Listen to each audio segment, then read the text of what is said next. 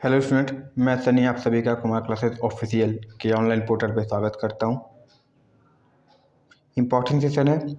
आज हम ऐसे सेशन को डिस्कस करने जा रहे हैं जो बहुत ही इंपॉर्टेंट है। वैसे है तो मेमोरी बेस्ड मगर बहुत ज़्यादा इंपॉर्टेंट रोल प्ले करता है। ये आपको किसी भी एग्ज़ाम में दूसरे पहले या दूसरे चैप्टर में देखने को मिल जाता है और इम्पॉर्टेंट है और क्वेश्चन पक्का पूछता है। ठीक है, 2 से 3 सवाल पक्के रहते हैं इस चैप्टर से और इम्पॉर्टेंट है क्योंकि एक तरीके से बोलते हैं बेसिक जानकारी होनी आवश्यकता है। वैसे है मेमोरी बेस्ड, कोई भी कॉन्सेप्ट कोई भी फार्मूला लगाने की जरूरत नहीं, अगर याद है तो करके आएंगे, नहीं तो छोड़ के आएंगे। ठीक है, तो ये सेशन स्टार्ट करेंगे मगर उससे पहले अगर ये सेशन पसंद आएगा तो इसको लाइक कर देना है, शेयर कर देना है और चैनल पर नए होंगे तो सब्सक्राइब कर लेना है। ठीक है, तो चलो सेशन स्टार्ट करते हैं। और पहला क्वेश्चन क्या दिया हुआ है कि आईएसआई मानकों का निर्धारण किस वर्ष हुआ था।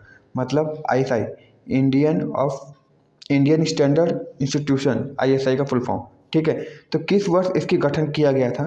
तो ये किस वर्ष गठन किया गया था, 1969 में इसका गठन किया गया था। वन बोल रहे हैं, 1 क्वेश्चन है, अगर आएगा तो करोगे, नहीं छोड़ के आओगे। ठीक है, तो सेशन ध्यान से देखना है, बहुत ही इंपॉर्टेंट क्वेश्चन कराए जाएंगे। ठीक है, और तुमको लगेगा हाँ सर ये क्वेश्चन पक्के पूछे जाते हैं, और वही सारे इंपॉर्टेंट क्वेश्चन लाने का प्रयास भी किया गया है। कोई भी फालतू का क्वेश्चन नहीं मिलेगा तुमको आज के सेशन में।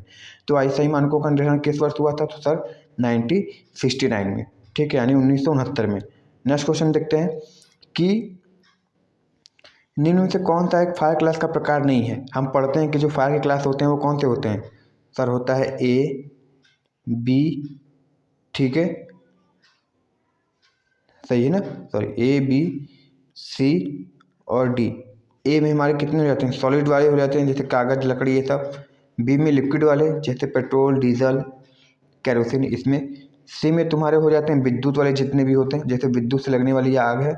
और डी कितने हो जाते हैं, गैस से लगने वाली आगे जो होती हैं। ठीक है, जैसे एलपीजी हो गया है, तुम्हारे सीएनजी हो गए, इन सब में जो आग लगती है, मीथेन उथेन, उन सबको डी में रखा जाता है। तो कौन सा प्रकार नहीं है, तो तुमको साफ साफ दिख रहा होगा कि इसमें जो प्रकार नहीं है वो कौन सा प्रकार होता है हमारा। ए दिया है, हाँ सर दिया है। बी दिया है, हाँ सर दिया है। सी दिया है, मगर डी नहीं होता। श्रेणी जे नाम की कोई भी फायर क्लास नहीं होती। तो 1 लाइन क्वेश्चन है, याद होना चाहिए। ठीक है, और याद ये भी होना चाहिए कि इस सेशन को शेयर करना है, लाइक करना है और चैनल पर नए होंगे तो सब्सक्राइब भी करना है। नेक्स्ट क्वेश्चन देखते हैं कि विद्युत चलित उपकरणों का निर्माण, अनुरक्षण और मरम्मत कार्य के लिए कारीगर कहलाता है। सिंपल बात है, ये हम लोग की बात कर रहा है। ठीक है, कि जो उसका निर्माण करता है, अनुरक्षण करता है और मरम्मत करता है, तो वो कौन होता है, इलेक्ट्रिशियन ही होता है कि और कोई होता है। सर वो इलेक्ट्रिशियन होता है। ठीक है, सही है ना, इलेक्ट्रिशियन ही होता है सारे कामों के लिए। सही है, चलो नेक्स्ट क्वेश्चन देखते हैं। बोल रहे हैं बस याद करने वाला क्वेश्चन, अगर याद रहेगा तो करके आओगे, नहीं छोड़ कर आओगे, ये भी याद रखना। कि अगला क्वेश्चन है, विद्युत कार्यशाला में आग बुझाने के लिए उपलब्ध होना चाहिए, क्या होना चाहिए आग बुझाने के लिए। ठीक है, अब देखो बहुत लोग क्या करके आएंगे, सर हम तो इसको मारेंगे CO2। ठीक है, मगर एक बात क्वेश्चन ध्यान से पढ़ो, विद्युत कार्यशाला मतलब एक तरीके से इंडस्ट्री है। क्या उसमें केवल आग बिजली के कारण ही लग सकती है। हीट होने के कारण क्या हो सकता है कि लकड़ी नहीं जल सकती। ठीक है, या फिर फायर नहीं लग सकता, किसी भी टाइप का फायर लग सकता है तुमको।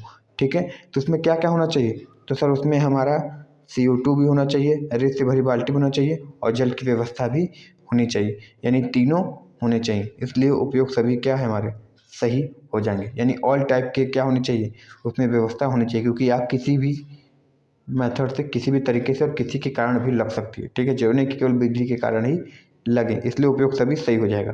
ठीक है, मगर मोस्ट ऑफ लोग ए ही मार के चले आएंगे। सही है ना, चलो अगला क्वेश्चन देखते हैं। आईएसआई का पूरा नाम वही आ गया। आईएसआई का पूरा नाम क्या होता है, इंडियन स्टैंडर्ड इंस्टीट्यूट। क्या होता है, इंडियन स्टैंडर्ड इंस्टीट्यूट, आईएसआई का फुल फॉर्म। अधिकतर जितने भी तुमको बिजली वाले उपकरण दिखते हैं, अगर वो स्टैंडर्ड है तो उस पर आईएसआई मार्क जरूर देखा जाता है। बोलते हैं ना कि आईएसआई मार्क देख कर ही लेना। आयरन लोगे, हीटर लोगे, कूलर, फ्रिज, गीजर, जो भी लोगे तुम, ठीक है, एसी उसी, उस पर आईएसआई मार्क जरूर देखना चाहिए, यानी इंडियन स्टैंडर्ड इंस्टीट्यूट का हॉलमार्क जरूर देखना चाहिए। बना कैसा होता है, कुछ इस प्रकार से होता है ना, यहाँ पे ISI इसी तरीके से समथिंग लिखा रहता है। ठीक है, ऐसे, सॉरी हम कुछ ज़्यादा ही वो बना दिए। कैसे बना रहता है जी, इस तरीके से बना होता है ना, इसमें या कैसे आई छुप जाता है, कैसे छुप जाता है, तो कुछ इस टाइप से बने होते हैं। सही है, चलो अगला क्वेश्चन देखते हैं। कि निम्न में से निम्न में से किस में लगी आग के लिए शीतल जल की बौछार करनी चाहिए। तो अगर कागज़ यानी सॉलिड टाइप की लगी हुई है, यानी सॉलिड मतलब लकड़ी हो सकती है, कागज़ हो सकता है, या फिर कोई इंसुलेटिंग मटेरियल है, अगर उसमें आग लगी हुई है तो तुमको सदैव शीतल जल की बौछार करनी चाहिए। यानी कागज़ में लगी आग के लिए शीतल जल की बौछार करनी चाहिए, या लकड़ी में लगी आग के लिए शीतल जल की बौछार, या फिर कपड़े में लगी आग के लिए शीतल जल की बौछार करनी चाहिए। ठीक है, सही है। चलो नेक्स्ट देखते हैं। निम्न में से कृत्रिम श्वास क्रिया विधि नहीं है। कौन सा विधि नहीं है? देखो, मुंह से नाक विधि होता है ऐसा, सिल्वेस्टर विधि होता है जिसमें क्या होता है, पीठ के बल लिटाते हैं। ठीक है, सैफर विधि होता है जिसमें सीने के बल यानी पेट के बल लिटाते हैं, मगर सचेतक विधि कोई ऐसी विधि नहीं होती। ठीक है, तो यहाँ पे क्या सही आंसर हो जाएगा? सचेतक विधि, क्योंकि ये कोई टाइप होता ही नहीं है कृत्रिम सांस देने की। ठीक है, इसलिए ऑप्शन ए सही हो जाएगा। नेक्स्ट क्वेश्चन देखते हैं कि निम्नलिखित में से दुर्घटना के किस कारण की और प्रबंधों को ध्यान देना चाहिए। यानी प्रबंधकों को ये ध्यान देना चाहिए, देखो कार्य के प्रति गंभीर होना चाहिए, कर्मचारियों का काम है ना, औजारों का सही प्रयोग करना कर्मचारियों का काम है, सुरक्षा सावधानियों को ज्ञान होना ये भी कर्मचारियों का काम होना चाहिए। मगर जो प्रबंधकों का यानी जो मैनेजर हैं या फिर जो भी यहाँ पे बड़े उद्योग हैं, उनको ये सुनिश्चित करना चाहिए कि वहाँ पे क्या हो, लाइट की व्यवस्था समुचित होनी चाहिए। यानी कार्यशाला में समुचित प्रकाश का न होना ही क्या है, एक दुर्घटना का कारण हो सकता है। और इसको कौन सुधार सकता है? हम अपने घर से बल्ब नहीं ले आएंगे, वो हमको प्रबंधन लगा के देगा कि यहाँ पे काम करो, लाइट अच्छी है, सारी काम अच्छे है, तो दुर्घटना कम से कम होगा। ठीक है, वो ये पूछना चाह रहे हैं। सही है ना। चलो अगला क्वेश्चन देखते हैं कि निम्न श्रेणियों की आग बुझाने के लिए निम्न में से किस अग्निशामक यंत्र का प्रयोग करना चाहिए। ठीक है, सभी श्रेणियों को आग बुझाने के लिए किसका प्रयोग करना चाहिए? सीटीसी। ठीक है, देखो सीटीसी प्रयोग करना चाहिए, क्योंकि सीटीसी ऐसा होता है कि इसमें तुमको सभी प्रकार के तुमको फायर बुझाने के लिए दे दिए जाते हैं। ठीक है, कार्बन टेट्राक्लोराइड, ठीक है, फायर एक्सटिंग्विशर। इसमें क्या होता है, तुम लकड़ी से लगी हो, पानी से लगी हो, या फिर गैस से लगी हो, या बिजली से लगी हो, सभी को ये बिछाने की मादा रखता है। ठीक है, सॉरी बिछाने बोले, बुझाने की मादा रखता है, यानी ये सभी प्रकार के आगों को बुझा सकता है, इसलिए सीटीसी क्या हो जाएगा? सही हो जाएगा। और ये सब जो है ये किसी स्पेशल टाइप के जो आगे केवल उनको ही बुझा सकता है। ठीक है ना। चलो आगे देखते हैं नेक्स्ट क्वेश्चन। सूचनात्मक संकेत के संबंध में निम्न में से कौन सा सत्य है? सूचनात्मक जो कॉशन देता है कि ये करें या ना करें, कैसे करें कैसे ना करें। ठीक है, तो उसकी कैसे होती है पृष्ठभूमि? तो सर उसकी पृष्ठभूमि हरी होती है, सॉरी क्या होती है? हरी होती है। ठीक है, यानी एडवाइस एक तरीके से दें तो कौन देता है? यही संकेत देता है, जिसमें क्या होती है, पृष्ठभूमि हरी होती है और ये चौकोर बना होता है। ठीक है, चौकोर शेप रहेगा, यानी क्या होगा, वर्ग क्षेत्रफल वाली आकृति रहेगी, और क्या होगी, उस पर पृष्ठभूमि हरी होती है उसकी। ये चीज़ याद रखना है। ठीक है, अधिकतर इस पर सवाल पूछता है कि बोर्ड किसका बना होता है। जैसे अगला क्वेश्चन देखोगे तो पता चलेगा। आगे, विद्युत टावर या पोल पर कार्य करते समय किसका प्रयोग आवश्यक करना चाहिए? दस्तानों का, फर्स्ट एड बॉक्स का, या सीढ़ी का? सबसे इंपॉर्टेंट क्या होता है, जब खंभे पे चलते हैं तो सेफ्टी बेल्ट। ठीक है, जिसको खंभे से बांधे रहता है, सबसे इंपॉर्टेंट चीज़ है। ठीक है, सुरक्षा पेटी का सबसे ज़्यादा इंपॉर्टेंट बढ़ जाता है पोल पे या टावर पे चढ़ने वाले इलेक्ट्रिशियन के लिए, या विद्युत कार के लिए, या फिर कोई भी काम कर रहा हो। ठीक है, तो सेफ्टी बेल्ट सही आंसर हो जाएगा। नेक्स्ट देखते हैं। देख लो जी, सारे इंपॉर्टेंट क्वेश्चन तुमको करा रहे हैं, एक भी तुमको बेफिजूल का बेवार क्वेश्चन नहीं दिखेगा। क्यों? क्योंकि सारे प्रीवियस ईयर क्वेश्चन पूछे गए। तो सेशन पसंद आए तो इसको लाइक करना, शेयर करना, और चैनल पर न होगा तो सब्सक्राइब जरूर कर लेना। ठीक है, चलो आगे देखते हैं। किसी दुर्घटनाग्रस्त व्यक्ति का डॉक्टर के आगमन से पूर्व दिया जाने वाला उपचार क्या कहलाता है? प्राथमिक उपचार या प्रथम उपचार कहलाता है, और इसको हिंदी में सॉरी इंग्लिश में फर्स्ट एड कहते हैं। ठीक है, और ये हर जगह होना चाहिए। एटलीस्ट तुम बस में जाते हो, या तुम 4 व्हीलर गाड़ी लिए हो, या 3 व्हीलर या 2 व्हीलर भी बाइक लेते हो, तो कंपनी एजेंसी तुमको फर्स्ट एड के उपचार देता है। ठीक है, सारी तुमको बैंडेड, ये सब सारी चीज़ें, पट्टी उट्टी, मलहम वलहम, सारी चीज़ें वो तुमको फर्स्ट एड के रूप में देता है, कि कभी एक्सीडेंट होगा तो डॉक्टर ने पहले थोड़ा बहुत अपना उपचार खुद से कर सको। ठीक है, या फिर कोई तुम नहीं कर पा रहे हो तो कोई दूसरा तुम्हारे साथ है या अगल बगल का जो है वो कर सके। ठीक है ना। चलो नेक्स्ट देखते हैं। हाँ, नीली पृष्ठभूमि किसके लिए प्रयोग की जाती है? तो नीली पृष्ठभूमि अधिकतर इंडस्ट्री में देखे होंगे हमेशा निषेधात्मक यानी प्रोहिबिटेड यानी मना करने के लिए कि यहाँ पे इसका प्रयोग ना करें, ये ना करें, हेलमेट पहन ले नहीं तो फिर कान फट जाएंगे तो जिम्मेदारी नहीं। मतलब एक तरीके से क्या एकदम निषेध मतलब मना ही करने वाला कि मना कर देगा एकदम कि ये चीज़ नहीं करना है तुमको। तो कैसी पृष्ठभूमि होती है सर? वो नीली होती है। और कैसा सिंबल होता है? ऐसा रहेगा। यहाँ पे कुछ बढ़िया सा क्या होगा, सिगरेट उगरेट ऐसे बन के ऐसे ऐसे ऐसे ऐसे रहेगा, ऐसे ऐसे कि ये सब नहीं जलाना है, फलाना ढिमका जो भी होगा बना रहता है। ठीक है, और उस पर बढ़िया सा क्रॉस भी मार देगा। सही है ना? चलो आगे देखते हैं नेक्स्ट क्वेश्चन। तो ब्लू याद रखना। कृत्रिम श्वसन की निम्न में से कौन सी विधि तुरंत प्रभाव की जा सकती है? मतलब देखो ये क्या होता है, इसमें थोड़ा समय लगता है। बोलते हैं कि 15 से 20 बार या 15 से 22 बार क्या करना पड़ता है।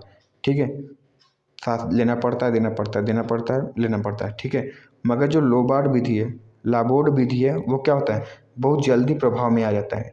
ठीक है, मतलब बहुत ज़्यादा जल्दी इफेक्टिव होता है वनस्पत इन दोनों के। ठीक है, तो लोबार्ड विधि का प्रयोग किया जाता है। ठीक है, देख लो सारे इंपॉर्टेंट क्वेश्चन है और प्रीवियस ईयर क्वेश्चन है, तो ध्यान से देखना और पूरा सेशन देखना। अगला क्वेश्चन है कि अग्निशामक यानी फायर एक्सटिंग्विशर के द्वारा छिड़काव किया जा सकता है। फायर एक्सटिंग्विशर में कई टाइप के होते हैं, जिसमें तुम्हारे पाउडर भी होते हैं, कभी कोई द्रव भी छिड़कता है, कभी कोई गैस भी डालता है। ठीक है, तो सभी प्रकार के प्रयोग किए जाते हैं। यानी जो फायर एक्सटिंग्विशर होता है यानी जो अग्निशामक होते हैं उसमें गैस वाले भी आते हैं, पाउडर वाले भी आते हैं, द्रव वाले भी आते हैं। इसलिए ऑप्शन डी वाले भी आते हैं। ऑप्शन डी क्या हो जाएगा, सही हो जाएगा। ठीक है, चलो नेक्स्ट क्वेश्चन देखते हैं। कागज में लगी आग बुझाने के लिए सर्वाधिक उपयुक्त क्या है? शीतल जल की बौछार। पानी से चाहो तो आग बुझा सकते हो, कोई दिक्कत नहीं है। ठीक है, शीतल जल की बौछार करो, हो जाएगा। अब देखो जो कागज़ की लगी आग को बुझाने के लिए उसमें भी अग्निशामक का प्रयोग होता है, तो उसमें से किसकी बौछार होती है? तरल का बौछार होती है, जिसमें शीतल जल अधिकतर उसमें होते हैं। ठीक है, या बाल्टी बाल्टी भी पानी डालते हैं, बहुत लोग देखते होंगे। सही है ना? चलो अगला क्वेश्चन देखते हैं। ज्वलनशील पदार्थों को के संबंध में निम्न में से कौन सी व्यवस्था कार्यशाला में की जानी चाहिए? ठीक है, देखो ज्वलनशील पदार्थ जैसे सोडियम होता है, फास्फोरस होता है, तो हम डालते हैं कि अगर ये ऑक्सीजन के प्रेजेंस में आते हैं या फिर रूम के तापमान पे या फिर नॉर्मल तापमान पे आते हैं तो क्या होता है, ये जल जाते हैं। ठीक है, तो ऐसी व्यवस्था के लिए हमें क्या करना चाहिए कि हमें क्या करना चाहिए, शीतलित गोदाम का भंडारण यानी एक स्टोर रूम होना चाहिए, जहाँ पे क्या होना चाहिए, शीतलन का व्यवस्था होना चाहिए। ठीक है, वातायन रहित नहीं, वेल्डिंग ये सब तो करना मत कभी। ठीक है, तो हमेशा ठंडे जगह का एक व्यवस्था होनी चाहिए जिसमें तुम ये सब ज्वलनशील पदार्थ को रख सको। ठीक है ना? चलो अगला क्वेश्चन है, सारे वन लाइनर है मगर इंपॉर्टेंट है, प्रीवियस ईयर में क्वेश्चन में कहीं कहीं ना पूछे गए हैं। ठीक है, चलो सिल्वेस्टर वृद्धि के कृत्रिम शोषण देने वाले व्यक्ति को पीड़ित के व्यक्ति के किस अंग के पास बैठना चाहिए? सिल्वेस्टर विधि यानी किसके बल, पीठ के बल लेटाते हैं। तो जब पीठ के बल लेटाते हैं, याद रखना, जब पीठ के बल लेटाते हैं तो मान लीजिए कोई बॉडी पड़ी हुई है, तो इसके सिर के पास बैठा जाता है। ठीक है, सिर के पास बैठा जाता है। ठीक है, फिर इसके मुंह से मुंह विधि का प्रयोग किया जाता है। ठीक है, तो कहाँ बैठते हैं सर, सिर के पास बैठना पड़ता है। कहाँ, सिर के पास बैठना पड़ता है। और जब पीठ के बल होते हैं तो कहाँ बैठते हैं, जब पीठ के बल तो लिटा दिए तो ये हो गया, और जब सीने के बल लिटाते हैं तो क्या होता है, पीछे बैठा जाता है। ठीक है, यानी जहाँ पे उनकी हिप होती है उस साइड पे रखा जाता है। ठीक है, पैर के पास जो इसको बोलते हैं वहाँ पे होता है। सही है ना? चलो नेक्स्ट क्वेश्चन देखते हैं। सर्दी के मौसम में विद्युत झटके से पीड़ित व्यक्ति को उड़ा दें, क्या उड़ा देना चाहिए? सूती कपड़ा नहीं, चटाई नहीं, मुंह सहित कंबल नहीं। कंबल तो उड़ाते हैं जी, मगर मुंह क्या होना चाहिए, खुला होना चाहिए कि वो क्या कर सके, सांस ले सके, उसको आसानी हो सांस लेने में। तो मुंह उघाड़ा हुआ कंबल यानी कंबल तो उड़ा दे मगर मुंह खुला रखना चाहिए। ठीक है, जिससे उसको सांस लेने में आसानी हो। ठीक है ना? चलो अगला क्वेश्चन देखते हैं। ये क्वेश्चन तो गलत है जी, क्योंकि हम इसको भी दिखाएंगे तो देखना इसमें गलत लिखा होगा कि फ्यूज टायर को बदलते समय सुरक्षा की दृष्टि से निम्न में से क्या करना चाहिए? अच्छा, जब तुम फ्यूज वायर बदलो या फ्यूज बदलो तो तुम क्या करोगे, उपकरण का स्विच ऑफ करना, सॉरी मेन स्विच क्या करना चाहोगे, ऑफ करना चाहोगे ना, तो क्या हो जाएगा, कि सर हम मेन स्विच को क्या करेंगे, ऑफ करेंगे। ठीक है, क्या करोगे, मेन स्विच को ऑफ करोगे। मगर यहाँ पे क्या लिखा है, ध्यान से देखना, इसका आंसर क्या लिखा है, इसका लिखा है कि मेन स्विच ऑन करना है। ठीक है, तो ये गलत है, मेन स्विच को ऑन नहीं करते हैं बल्कि ऑफ करते हैं मेन स्विच को, फिर काम करते हैं आगे। चलो अगला, विद्युत झटका लगने का मुख्य कारण क्या है, आंसर दीजिए। वही है सर कि वैसे तो करंट तो हमारे अंदर भी बहता है। ठीक है, कभी कभी बैटरी वाली, जब बैटरी को टच करते हो तो उसमें भी करंट बहता है, मगर वो झटका नहीं मारता है। क्यों, क्योंकि उसकी गति क्या है, तीव्र नहीं है, तीक्ष्णता कम है। ठीक है, उसकी इंटेंसिटी कम है। मगर जब यही इंटेंसिटी ज़्यादा हो जाती है तो फिर झंझनाहट होने लगती है, गुदगुदी होने लगती है, अच्छा बहुत महसूस होता है। ठीक है, वाइब्रेटर का काम करता है। 5 मिनट के लिए कुछ समझ में नहीं आ रहा कि क्या हो गया मेरे साथ। ठीक है, तो वही चीज़ है कि विद्युत धारा की तीव्र गति होगी तभी विद्युत झटका लगने के तरह से मुख्य कारण बन जाते हैं। सही है ना। चलो अगला देखते हैं, चेतावनी संकेतों का आकार कैसा होता है। चेतावनी के लिए कैसा प्रयोग करते हैं, सजी त्रिभुजाकार प्रयोग होता है। ठीक है, चेतावनी के लिए त्रिभुजाकार प्रयोग होता है। होता क्या है, त्रिभुजाकार बना रहेगा, पीले रंग की पृष्ठ रहेगी, उस पर काले रंग से क्या होता है, उस पर चित्र बना रहेगा। ठीक है, त्रिभुजाकार होता है, तो इसको याद रखना है। सही है। चलो नेक्स्ट क्वेश्चन देखते हैं, उद्योगों में से निम्न में से किसकी सुरक्षा का ध्यान रखा जाता है। पहली कहानी, सबसे इम्पोर्टेंट तो पहले स्वयं की सुरक्षा होती है। पहले अपनी सुरक्षा रखो, फिर उपभोक्ता की सुरक्षा रखो, फिर उपकरण की सुरक्षा रखो, यानी ये सभी इंपॉर्टेंट हो जाते हैं। मगर अगर उपयुक्त सभी नहीं दिया होता तो हम पहले क्या करते हैं, स्वयं की सुरक्षा रखना सबसे ज़्यादा इंपॉर्टेंट है। इसका मतलब ये नहीं कि मशीन जल रहा है तो पहले तुम, भले ही तुमको शॉक मार दे मगर मशीन को बचाना है सर। ठीक है, वही मेरी रोजी रोटी है, ऐसा नहीं, पहले स्वयं की सुरक्षा रखोगे तो बहुत सारी रोजी रोटी मिलेंगी। सही है ना। चलो तो उपयोग सभी क्या हो जाएंगे, सही हो जाएंगे। नेक्स्ट क्वेश्चन देखते हैं, निम्नलिखित में से किस संस्थान ने भारत में विद्युत संस्थापन एवं रखरखाव संबंधी मानक बनाए हैं। अधिकतर हम पढ़ते हैं जी, कौन सा नियम, BIS का नियम। BIS का नियम ही पढ़े हो ना। BIS के नियम के अनुसार स्विच बोर्ड की ऊंचाई फर्श से 1.5 मीटर ऊपर, या BIS के अनुसार पंखे की ऊंचाई फर्श से 2.5 मीटर, ये सब कौन बताता है, BIS ही बताता है ना। सारे मानक और जो विद्युत संस्थापन के जो भी नियम दिए किसने दिए, BIS ने ही सर दिए हमको। ठीक है, चलो नेक्स्ट देखते हैं, अग्निशामक यंत्र किसकी सप्लाई रोककर आग बुझाई जाती है। कहीं पे भी देखो 3 चीज़ होती है आग लगने के कारण। पहले माध्यम होना चाहिए, ठीक है, दूसरा ऑक्सीजन होना चाहिए, और आग लगाने वाली उपकरण होनी चाहिए। ठीक है, जिससे आग लगी है, जिसके द्वारा लगी है और जिस पर लगी है, 3 चीज़ें जब तक इनमें से किसी एक चीज़ को भी हटा दोगे, ठीक है, तो आग नहीं लगेगी। ठीक है, तो इसमें मेन कारण क्या है आग लगने का, सर माध्यम, ऑक्सीजन। ठीक है, ये चीज़ याद रखना है, ऑक्सीजन के कारण ही आग बुझानी है तो ऑक्सीजन की सप्लाई काट दो, कहीं पे भी आग नहीं लगेगी। ठीक है, चलो आगे देखते हैं नेक्स्ट क्वेश्चन, सुरक्षा की दृष्टि से फ्यूज सदैव संयोजित करना चाहिए। कहाँ करना चाहिए, फ्यूज सदैव फेज तार में ही होता है। ठीक है, क्योंकि जब तुम फ्यूज निकालते हो तो तुम्हारा फेज तार हट जाता है, जिससे पूरी सर्किट तुम्हारी न्यूट्रल यानी एक तरीके से उदासीन हो जाती है, कोई धारा उसमें नहीं बहता है। मगर याद रखना, चप्पल पहन के नहीं करोगे तो न्यूट्रल छूने पे भी करंट मारता है। ठीक है, ये चीज़ याद रखना। ठीक है ना, तो चप्पल पहनोगे तो अर्थिंग की जो कॉन्टैक्ट है वो टूट जाती है, तो एकदम ही आराम से काम कर सकते हो। चप्पल, स्लीपर, कोई भी चीज़ पहनो, इंसुलेटर पदार्थ पहनना पड़ेगा। सही है ना। चलो नेक्स्ट क्वेश्चन देखते हैं, संकेत, कौन सा संकेत लाल रंग के बॉर्डर एवं क्रॉस बार क्या सफ़ेद बैकग्राउंड के साथ सफ़ेद बैकग्राउंड पर काली आवृत्ति से बनाई जाती है। कौन सी होती है जी, निषेधात्मक तो ब्लू पे होती है। ठीक है, चेतावनी तुम्हारे त्रिभुजाकार पे होती है। ठीक है, अनिवार्य तुम्हारा, सॉरी, निषेधात्मक तो तुम्हारी होती किस पे होती है, उसको क्या बोलते हैं, नीले पे, करना ही नहीं है। ठीक है, अनिवार्य किस पे रहता है, ग्रीन पे रहता है। ठीक है, तुम्हारी जो ये जो होती है चेतावनी वाली, ठीक है, जो चेतावनी वाली होती है ये तुम्हारे किस पे होती है, पिंक, सॉरी किस पे बोलते हैं, येलो पे होती है। और सूचनात्मक होती है वो उस पर हो जाएगा, आई होप सूचनात्मक होगा। सॉरी निषिद्ध कौन सा संकेत है? लाल रंग के बॉर्डर एवं क्रॉस बार के साथ। अच्छा, सफ़ेद बैकग्राउंड है, ठीक है। क्या है? सफ़ेद बैकग्राउंड है ना, ठीक है ठीक है। जब सफ़ेद बैकग्राउंड हो जाएगा तो नीचे धात्मक हो जाता है, ठीक है।